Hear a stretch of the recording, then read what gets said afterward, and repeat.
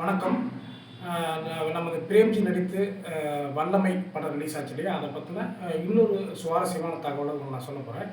அது என்னென்னு பார்த்தீங்கன்னா, இப்போ சினிமாவில் பார்த்தீங்கன்னா ஜென்ரலாக ஒரு திரைப்படம் எடுத்து முடிச்சதுக்கப்புறம் சென்சார்ன்றது ஒரு மிக மிக ஒரு முக்கியமான காலகட்டம்.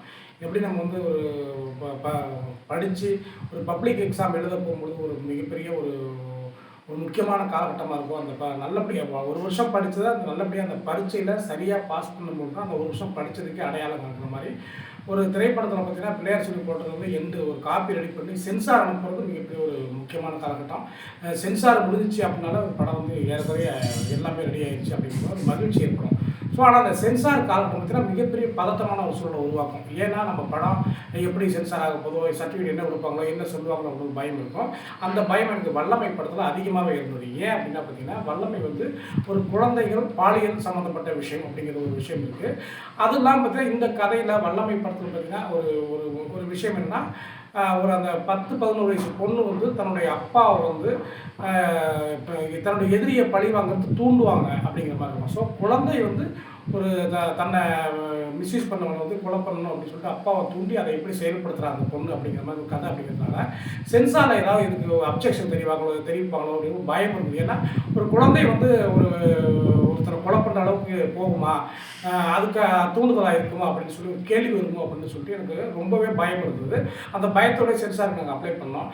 சென்சாருக்கு உள்ளே வந்து அந்த அதிகாரிகள் படம் பார்க்கும்போது அந்த வெளியில் வந்து அந்த பதட்டத்தோடயே இருந்தேன் நான். ஏன்னா அவங்க படம் முடிஞ்சோன்னா பார்த்தீங்கன்னா ஒரு டைரக்டரை கூப்பிட்டு பேசுவாங்க. நம்ம கூப்பிட்டு பேசும்போது இது வந்து ஒரு தப்பான ஒரு முன்னுதாரணமாக இருக்குது அப்படின்னு உண்மையிலுமே அப்படி ஒரு விஷயம் இருக்கு இல்லையா. ஏன்னா ஒரு 10 வயசு குழந்தை வந்து ஒரு எதிரியை வந்து கொன்றணும் அப்படின்னு நினைக்கிறதுங்கிறது ஒரு முக்கியமான ஒரு முரண்பாடான ஒரு விஷயமான பார்க்கப்படுது இல்லையா. ஸோ அது வந்து எப்படி சொல்லுவாங்களோ அப்படின்னு ஒரு பயம் இருந்தது.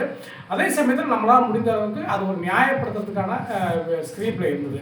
ஸோ அவங்க படம் பார்த்து முடிச்சுட்டு அவங்க சென்சார் அதிகாரி உள்ளே கூப்பிட்டு உட்கார வச்சுட்டு அவங்க பேசும்போது எடுத்தோன்னே படத்துக்கு வந்து ஒரு நல்ல விதமான சர்டிஃபிகேட் கொடுத்துட்டு அதுக்கப்புறம் வந்து கரெக்ஷனே பெருசாக எதுவும் சொல்லலை. பெருசான 99% சொல்லவே இல்லை.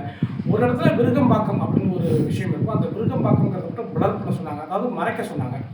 அதுக்கப்புறம் பார்த்தீங்கன்னா நம்ம படத்தில் பார்த்தீங்கன்னா இந்தியாவுக்குள்ளே பார்த்தீங்கன்னா இருக்கிற மாநிலங்களில் ஒவ்வொரு மாநிலங்களையும் பார்த்தீங்கன்னா பெண் குழந்தைகள் எப்படி வந்து பாலியல் ரீதியாக பாதிக்கப்படுறாங்க, அது எவ்வளோ சதவீதம் இருக்குது, எந்த மாநிலத்தில் முதல்ல இருக்குது, ரெண்டாவது எந்த மாநிலம் இருக்குது, ஒவ்வொரு நாளும் பெண் குழந்தைகள் எப்படி பாதிக்கப்படுறாங்க ஒரு பர்சன்டேஜ் எடுக்கலாம் எவ்வளோ பேருங்கிறத குறிப்பிட்டு நாங்கள் வந்து ஒரு புள்ளி உரை சொல்லியிருப்போம்.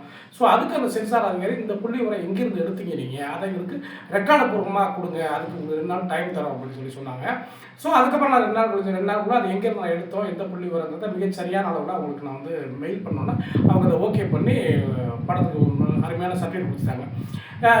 இதில் என்ன விஷயம்னா, அந்த பெண் குழந்தை வந்து இப்படி வந்து கொலை பண்ணுற அளவுக்கு அப்பாவோட சேர்ந்து ட்ராவல் பண்ணுறதுக்கு சரியான காரணமும் சரியான காட்சிகளும் இருந்ததுனால அதுக்கு அவங்க அப்ஜெக்ஷன் தெரிவிக்கல அப்படிங்கிறது எனக்கு ஒரு மிகப்பெரிய மகிழ்ச்சியாக இருந்தது.